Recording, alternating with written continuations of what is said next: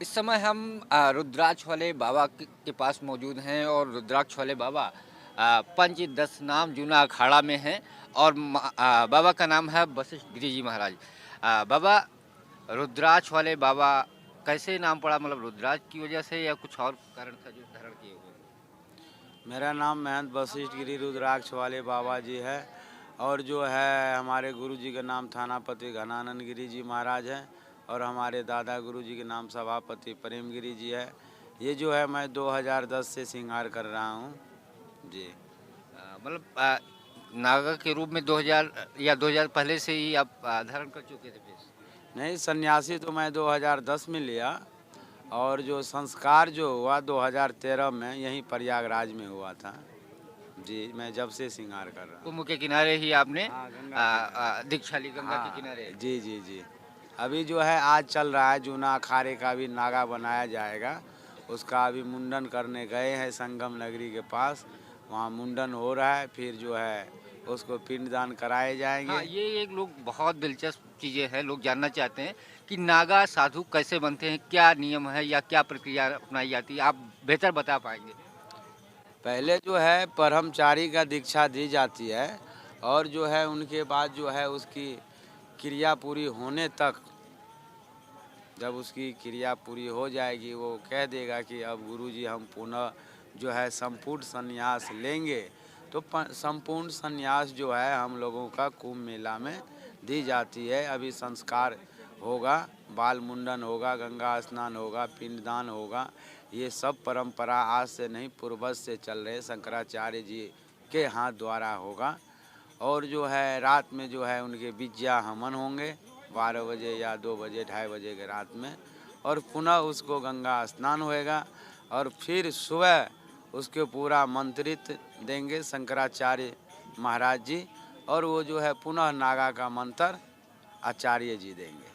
नागा बनने से पहले कुछ ब्रह्मचर्य वगैरह का पालन करना पड़ता है कि कितने दिन करो उसके बाद ही आप इस में हिस्सा ले सकते हो, और जो ऐसा है ब्रह्मचर्य जो जैसे बनाते हैं ये 2 साल 3 साल के लिए होता है, ज़्यादा दिन के लिए नहीं होता है।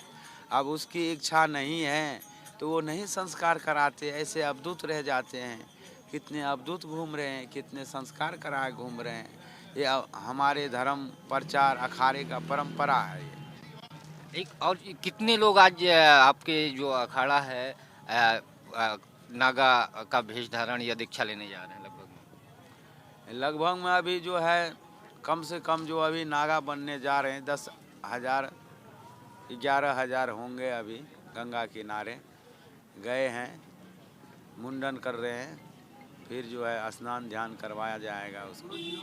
एक लोग ये दिलचस्प चीज़ जानना चाहते हैं, जैसे कुंभ में आप लोग इकट्ठा होते हैं, अलग अलग जगह होता है, लेकिन कुंभ के बाद एकाएक आप लोग गायब हो जाते हैं, तो कहाँ अलग अलग स्थानों पे, पर्वतों पे, या कहाँ, मतलब इस तरीके की चीज़ें बहुत कम लोग दिखते हैं। लोग जानना चाहते हैं कि कुंभ में इतने बड़े पैमाने पे आप लोग रहते हैं, लेकिन कुंभ के बाद लोग दर्शन नहीं कर पाते। ऐसा है, कुंभ मेला जो है धरोहर है, ये हमारा सनातन धर्म का धरोहर है।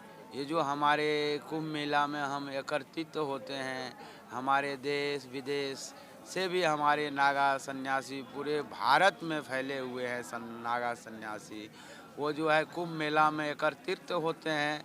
पुनः फिर उनके बाद जो है वो कुंभ मेला ख़त्म करने के बाद कुछ जो अलौकिक संत हैं वो अलोपित हो जाते हैं। कुछ ऐसे दिव्य आत्मा हैं जो अलोपित हो जाते हैं। और कुछ जो है पहाड़ों में, कंदराओं में, गुफाओं में वहाँ कुछ तपस्या करते हैं। और कुछ संत जो होते हैं हमारे अखाड़े का देख रेख करते हैं, मंदिर का, मठ का। ये सब कुछ जो है बड़े बड़े अधिकारी हमारे देख रेख करते रहते हैं। और कुछ साधु जो है वो जो है भारत भ्रमण में घूमता रहता है धर्म प्रचार हेतु। ये नागा का रूप या दीक्षा सिर्फ कुंभ में ही लिया जा सकता है कि कभी और भी प्रतिष्ठान वगैरह होता है उसमें भी अपनाया जा सकता है? नहीं, नागा का दीक्षा जो आप जो है बनना चाहते हो तो आप कभी भी बन सकते हैं।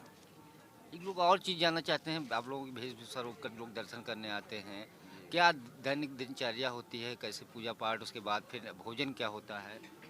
हमारा दिनचर्या सुबह उठते हैं, फ्रेश होते हैं, डोल मैदान होता हूँ, फिर स्नान ध्यान पूजा पाठ, जैसे अभी गुरुजी हवन करेंगे, हवन पाठ पूजा गुरुजी रोज़ ही करते हैं यहाँ।